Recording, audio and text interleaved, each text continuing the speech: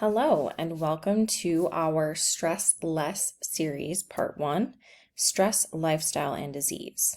I'm Allison Knight, and I am your on-site health coach. Let's dive in. What is stress? Well, first of all, if I was to ask you if you felt like you were stressed right now, you would probably say yes. And if I asked you if you felt like you were managing your stress well, you would probably say no. What is it? It's the body's response to any demand, challenge, life change, or traumatic event. Now, in a dangerous or threatening situation, stress is actually a good thing because it turns on our fight or flight response and it prepares us to fight or run in a situation. However, that is only when it's a short-term stressor that it's a good thing. When it becomes chronic and continuous, this is when it becomes an issue. When we have that acute stress or short-term stress, that one-time event, we have the release of corticotrophin-releasing hormone, which is an appetite-suppressing hormone, and we also release adrenaline, which temporarily suppresses our urge to eat. Therefore, we have less of an appetite and we don't feel like eating in the short term. However, when we have chronic stress, this releases cortisol, and cortisol increases your appetite and decreases your satiety. So not only are you more hungry in chronic stress, you also need more to feel full and satisfied. Pretty self-explanatory, but common causes: death of a loved one, chronic illness of yourself or a loved one, caregiving, whether that's children or an ailing parent, losing a job or changing a job, finances, bills, debt, moving, transportation, lack of, issues with, lots of things can cause stress. And it might not be one big thing, it might be a bunch of little things that cause that chronic stress. So what does chronic stress do to our body? When we are in that chronic stress state, we are in that chronic, constant fight or flight response. And it causes certain vitals to elevate. So your heart rate increases, your respiration or breathing rate increases, you have an elevated blood sugar, an elevated blood pressure, and you also have more inflammation in your body. On the flip side, you have decreased digestion, decreased reproduction and libido, and a decreased immune function. If we dive a little bit deeper, we can see how stress affects the body. So in the brain, you have difficulty concentrating, you have anxiety or depression, you have irritability, mood swings, and brain fog. And one of the main culprits of all of this is inflammation in the brain. For the cardiovascular system, you have the high blood pressure, which we talked about. You have higher cholesterol, and this increases your risk for heart attack and stroke. For your joints and muscles, again, you have increased inflammation in the body. You also have aches and pains because of that inflammation, as well as tension and muscle tightness.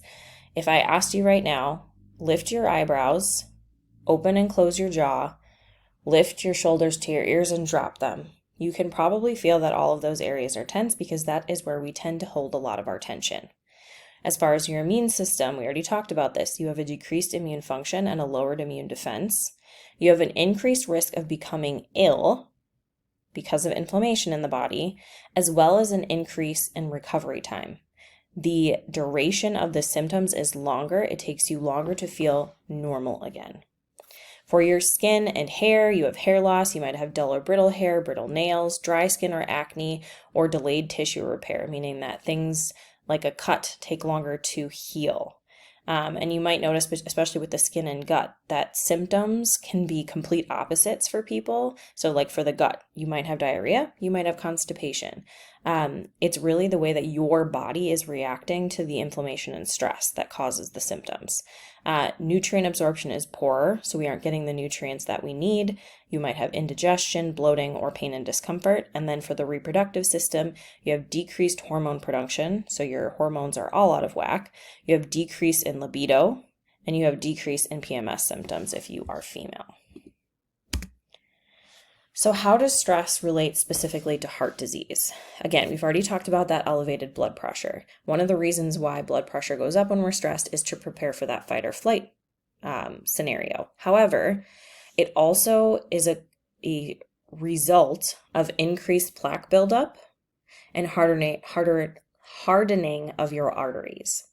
The hardening of your arteries is called atherosclerosis, and increased plaque buildup can both cause it to be harder to push that blood through your arteries, and therefore you have a higher blood pressure because more pressure is needed.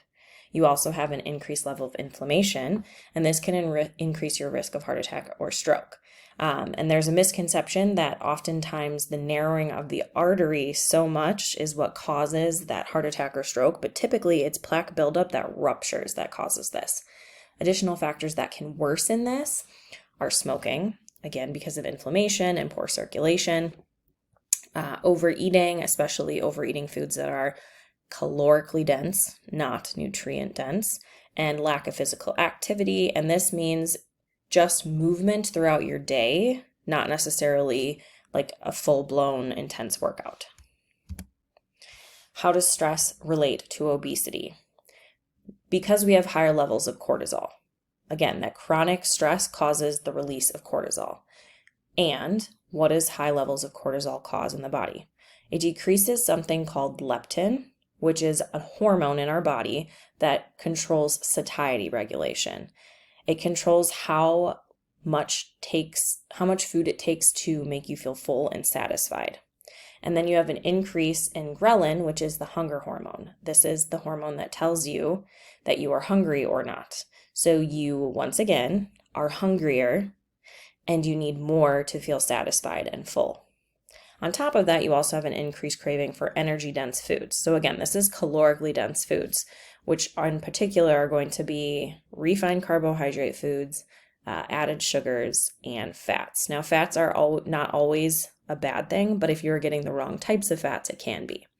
And then to top it all off, cortisol causes the redistribution of adipose or fat tissue to your abdominal region. The fat that goes in our abdomen is called visceral fat.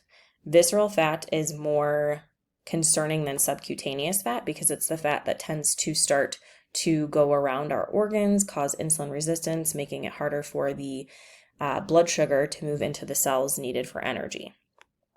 Subcutaneous fat is fat that is found under the skin. While this still has a healthy clinical range, it's a little bit less of a risk factor for those increased risk for diseases and conditions than the visceral fat. So visceral fat is really the first thing we want to decrease.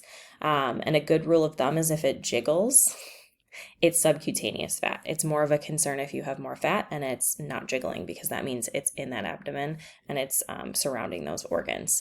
And when we do our challenges or if you come in and do weigh-ins with me, I very often do the bioelectric impedance. And you've probably done this with Angie too if you do your annual. However, she just does the body fat percentage, and that's your subcutaneous fat percentage. I like to also get your lean muscle percentage as well as your visceral fat percentage. So again, the visceral fat is really the one I'm focused on decreasing the most. However, it's also important to note that when you start on a wellness journey, particularly if you add in more exercise, you might see that the scale number doesn't change, but that doesn't necessarily mean that your body isn't changing. And if you don't have a scale that can tell you, lean muscle versus body fat percentage, this is where taking a tape measure and measuring inches can become an effective tool to notice change or just notice that your clothes fit better. Because while fat and muscle don't necessarily not weigh the same, there's this misconception that muscle weighs more than fat. It doesn't actually weigh more than fat. It just is more dense, so it takes up less space. So the more muscle mass that you gain, the less inches you'll see. And that recompositioning of the body, having more lean muscle compared to fat percent, ultimately is a healthier place to be. Stress relating to diabetes. Again, those high levels of cortisol, what are they doing to our body? They're reducing the sensitivity of our body to insulin. So we're more insulin resistant, which meaning that our body isn't reacting to the insulin as effectively and may not also be pumping out as much insulin as it should be. In addition, it also stimulates gluconeogenesis, which is basically telling the liver to produce and release more glucose into the bloodstream. On top of that, there's a decreased glucose uptake, one of the reasons being that insulin sensitivity. We have that increased preference for foods high in fat and sugar because we know that it's easy energy. Our body knows it's going to get instant gratification. It's going to get that boost of energy. However, when we utilize that energy, we're going to utilize it quickly because it's easily digested and absorbed. We're going to spike our blood sugar. We're going to get that energy boost, and then we're going to crash both our blood sugar and our energy levels. So having a more sustainable source with something like a complex carbohydrate or protein is really the better way to go. And then we start to see that glucose builds up into the bloodstream. Now, when you do lab work, typically you get a fasting glucose checked, and we also check your A1C. Your hemoglobin A1C is a snapshot of what your blood sugar has been over a 3-month period. That one is a little bit better indicator because it's not just giving you a one picture, it's giving you a trend or pattern. However, fasting glucose isn't necessarily the best method of determining if we have insulin resistance. By the time that your fasting glucose has started to increase, there's usually already insulin resistance present. And the clinical normal range is under 100 milligrams per deciliter for fasting glucose. However, there is a lot of research that now shows that if your fasting glucose level is over 88 milligrams per deciliter, that you are more likely and at higher risk to get diabetes in the future. Another good way to look at it is that if you're doing those annual labs and you're seeing that your fasting glucose is continuing to increase, that is a trend, and it is showing that your fasting glucose is going up, even if it's under that 100 milligrams per deciliter. Now, the best tool to determine on whether or not you have insulin resistance is actually a fasting insulin level. However, our typical standardized Western medicine does not check this. There's not really an easy way to do it. Checking your fasting glucose is a much more convenient and easy method. So fasting insulin is a less convenient method. It's also more expensive. So a lot of primary care providers, medical providers don't do this, though this is the best option because that is going to be the first thing that goes up. How much insulin is your body pumping out in order to keep your glucose level? So if insulin is starting to increase, that's showing the insulin resistance because by the time that your blood sugar is increasing, it's a pretty good bet that now your body is having trouble pumping out enough insulin to control it. The second best option is to have a glucose tolerance test. Now, a pregnant woman does this in her second trimester because pregnancy itself is a state of insulin resistance. And in this test, you consume a sugary drink that contains a large amount of glucose. And then they check your levels every hour for 3 hours to see if you have a glucose spike. Now, a normal glucose spike will happen at that first hour. If you continue to see glucose spikes in the second and third hour, then you have insulin resistance, and you are not properly utilizing that glucose. So this is really like the next best test that you could get if you can't get your provider to do a fasting insulin, because once again, you might not even necessarily see that fasting glucose rising, because that's really last stage of insulin resistance. But consuming glucose and having that spike later on, that is a good bet that you're on your way to that increase in your fasting glucose and insulin resistance leading to diabetes. Stress and depression. So it makes a lot of sense that chronic stress is linked to depression, but there are specific reasons why. Chronic stress can activate the HPA, or the hypothalamic pituitary adrenal axis, and your sympathetic nervous system. Your sympathetic nervous system is the nervous system that is in control of your stress response and that fight or flight response. So you are turning that on and that is on constantly. And remember, when we're in that fight or flight mode, when we're in that sympathetic nervous response, we are increasing our heart rate, increasing our respiration rate, increasing your blood pressure, increasing your blood sugar. Also, you have a hyperactive or overactive amygdala, and the amygdala is the brain's emotional center. This causes you to have more intense emotions as well as an exaggerated fight or flight response. In addition, you have a hypoactive or underactive hippocampus, which means you have more negative emotions. Negative emotions are often associated with depression. And then to top it all off, you have a reduced serotonin signaling. And serotonin is one of those hormones, I call it a happy hormone, like dopamine. It helps, give you those happy, good feelings. And we have a reduced serotonin signaling. We're not getting those signals. And that is where, if you've ever heard of or been prescribed SSIs, they are helping your body get that serotonin because it's not producing it itself. Stress and the common cold. So we already talked about how there's decreased immune function, and then there's increased inflammation. And during the COVID time, we heard cytokine storm a lot, which was that there was this increased level of inflammation. Now, the increased inflammation is actually what increases your risks of symptoms. It's not the virus itself. You may have noticed with COVID or even with the common cold, you might have certain symptoms and your significant other or a coworker might have different symptoms or no symptoms at all. This is because the symptoms that we have from a virus are not actually coming from the virus themselves. They're coming from the level of inflammation that is created in your body to fight off the virus. And if you already have a certain level of inflammation in your body, you're going to have more significant symptoms. Once the virus is gone, we often then have inflammation that lingers even after it's gone, which means that we continue to have symptoms for longer after we've been ill. It takes us longer to recover. So too much inflammation in your body is actually what is causing your symptoms of being ill.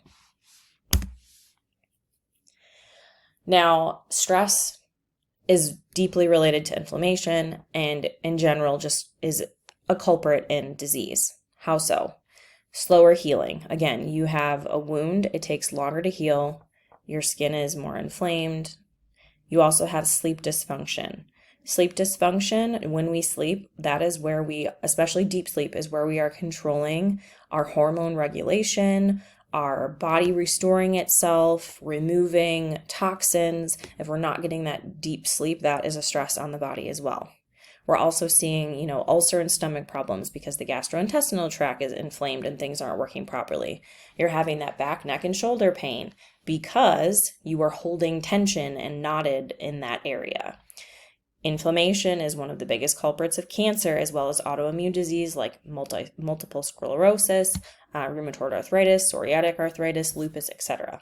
Basically, the takeaway on stress and disease is that chronic stress causes cortisol release, which causes inflammation, and inflammation causes disease. So we need to control the inflammation, and we need to control that stress.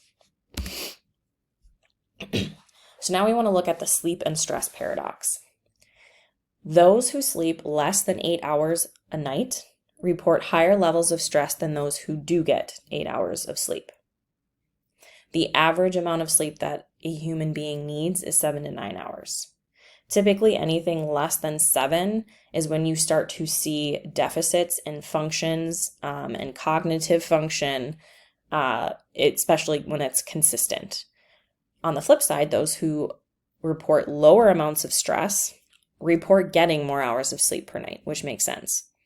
Those with higher levels of stress are more likely to say they are not getting enough sleep, and those with higher stress are often more likely to say they feel the effects of not getting enough sleep. And again, not getting enough sleep, getting under 7 hours of sleep consistently is going to cause deficits in a variety of systems in the body, especially cognitively. And you may have heard this before, but there is evidence that driving sleepy is actually more dangerous than driving drunk. When we sleep, we kind of talked about this already, but when we sleep, our body repairs and restores itself, and hormones are regulated and released. And that's a big one because, again, cortisol is a hormone, adrenaline is a hormone, insulin is a hormone. All of these hormones are not being regulated properly. They're either being overly driven or not enough. The immune function is also decreased, and this is because this is a time when our lymphatic system is regulated. Our lymphatic system is the system that helps control our immune function. It's a key player in this. However, the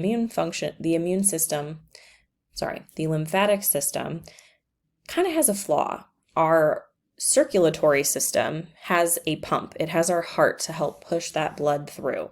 Our immune system, the lymphatic system, does not have a pump.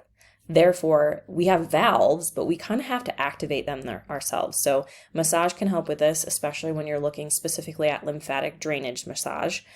For women, men can do it too, but women have probably heard of gua sha. This is using a jade flat stone to help move the lymph fluid in our faces and necks. And those are good areas to help stimulate lymph flow. You've probably had swollen lymph nodes before in your neck when you've been ill. So helping stimulate around your neck, around your armpits, and the back of your knees. All of these areas have valves that can help get that lymph system moving and keep your immune system working more optimally. We also have something called the glymphatic system, and this is in the brain specifically, and it helps clean out the brain of those amyloid plaques and other toxin buildup, as well as in the central nervous system. And then when we're sleeping, the brain also stores information, so it goes through the day and says, what do I need to remember? What's important? And then what can I just take out to trash? What is not important? What is not something I need to remember? And then your nerve cells reorganize as well. And all of this is happening while you're sleeping. So it's really important, to be getting enough sleep, but not only enough sleep, but you want to be getting that deep sleep, because that deep sleep is the restorative sleep. And that is where all of this is really happening.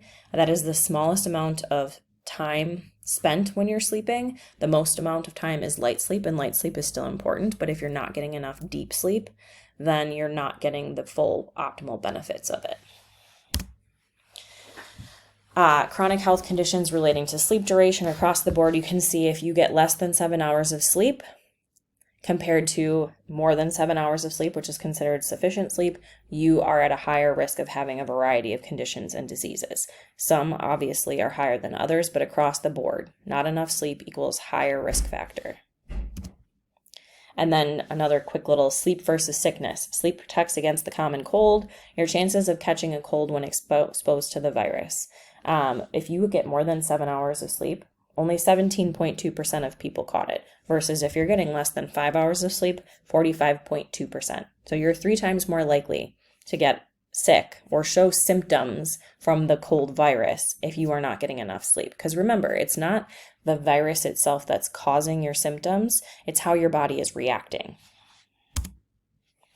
And then sleep related to insulin resistance. We talked about how stress is related to diabetes, but again, sleep is a big part of that. So insufficient or irregular sleep once again throws off your hormones, because your hormones are being regulated when you're doing that deep sleep. Less insulin is released, and our body is also more resistant to that is.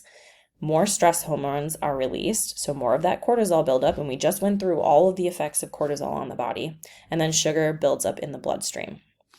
Sleep deprivation also causes that increase of your appetite and decrease of satiety. Again, ghrelin and leptin are hormones, and we are craving more of those easy energy foods like refined carbohydrates, added sugars. So we are seeing that adipose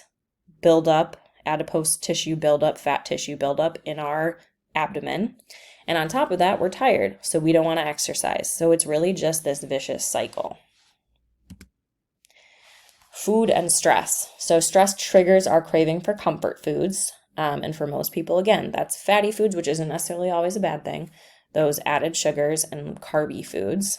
Most people have that overeating or emotional eating response to stress. There is a group of people or percentage of people, a much smaller percentage of people who just don't eat when they're stressed.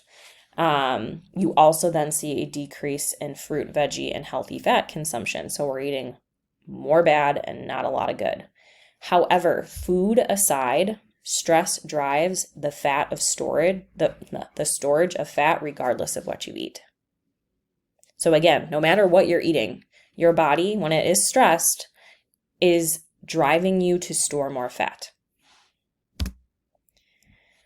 And not only is it driving you to store more fat, but it's specifically driving you to put that fat distribution in the abdominal area, that visceral fat, which is more of a concern because it increases your risk for insulin resistance and other metabolic conditions. It also increases your compulsive and binge eating behaviors, which increases the risk of insulin resistance and excess visceral fat. So it's really just a double whammy. Exercise and stress.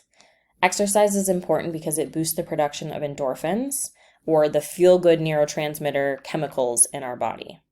It helps boost your mood. It helps turn on that reward center of the brain. It reduces the body's levels of stress hormones, cortisol and adrenaline. And remember, cortisol is the hormone that is causing, because that's released in chronic stress, is causing all of those increases in the body's systems and vitals that cause disease and conditions.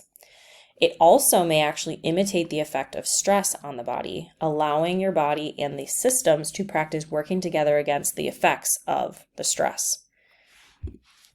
You also need to remember that exercise itself is a stress on the body. I think it was last year. It was either last year or earlier this year. I did a lunch and learn on biohacking, which I can attach that link to that as well if you're interested in going through that or watching it for the first time, on how certain things are hormetic stressors on the body. Exercise being one, sauna therapy, cold plunge therapy. Basically what it's doing is it's causing a certain stressor on the body for an acute amount of time, which allows the body to kind of wean out the weak, get rid of the weak cells, the mitochondria that are weak, and then build up the ones that are strong. Exercise can help with that, but you need to remember that because exercise is a stress on the body, that you need to allow your body proper rest time and repair time between intense exercise. If you're going to be lifting heavy or doing, really high endurance exercise like high interval intensity training, you should only be doing it for, a certain period of time during the day, and you definitely need to give yourself rest days in between to allow your body to recover in between. Otherwise, you could be causing too much stress on your body, especially when you're already in a chronic stress state. Being aware of that and maybe reminding yourself that sometimes less is more. While, lifting is great, maybe not going 100%, not doing, till failure exercises. And also just taking a walk can be super beneficial as far as stress goes, but also for weight management. And they kind of go hand in hand. So just getting outside, taking a 30-minute walk, enough to kind of get your heart rate kind of into that fat burn zone, which is you should be able to hold the conversation but feel a little bit winded. Okay, and lastly, socialization and stress. So during the pandemic, we learned that loneliness significantly increases your premature mortality rate as well as your stress levels, which makes sense. We also found that loneliness and social isolation are twice as harmful to our health as obesity. Yes, you heard that correctly. It is also more harmful than smoking. Why? Because human beings are social by nature. We lived in villages and clans, which helped us survive. When we lived in those villages, what was the punishment for somebody if they did something that the community didn't like? They were ostracized. They were kicked out of the community and the village, and they were sent out to be on their own, which was dangerous. They were more likely to get killed by a wild animal. They were less likely to survive because, they didn't have a community to help gather and hunt and all of those things. They didn't have medicine. And we are also just, again, very social by nature. We need that connection. If we have a lack of support, it tends to lead to turning to unhealthy habits and coping mechanisms like drinking or smoking or overeating or, gambling or other addictions. And so that connection and that socialization piece is very important. Even if you're introverted, you still have your core group of people who you lean on for support, who you connect with, and that's really important. And doing that can help reduce stress. There's actually a lot of evidence too that specifically women, when we connect with other women, female friendships are so important, and just venting to another female dramatically reduces our stress levels. So, to kind of wrap up everything we talked about today, stress really does affect your physical well-being. Oftentimes we kind of think of stress is inevitable. We're always going to be stressed, which is true, but you do have to manage your stress. It is very important to manage your stress because, once again, stress should be acute or short-term. It should not be chronic, because once we enter those chronic stressors, that chronic stress state, then we are having a host of things being thrown at our body, and we have these physiological effects which are making us sick. So you need to control that. And the biggest culprit across the board is the level of inflammation in our body.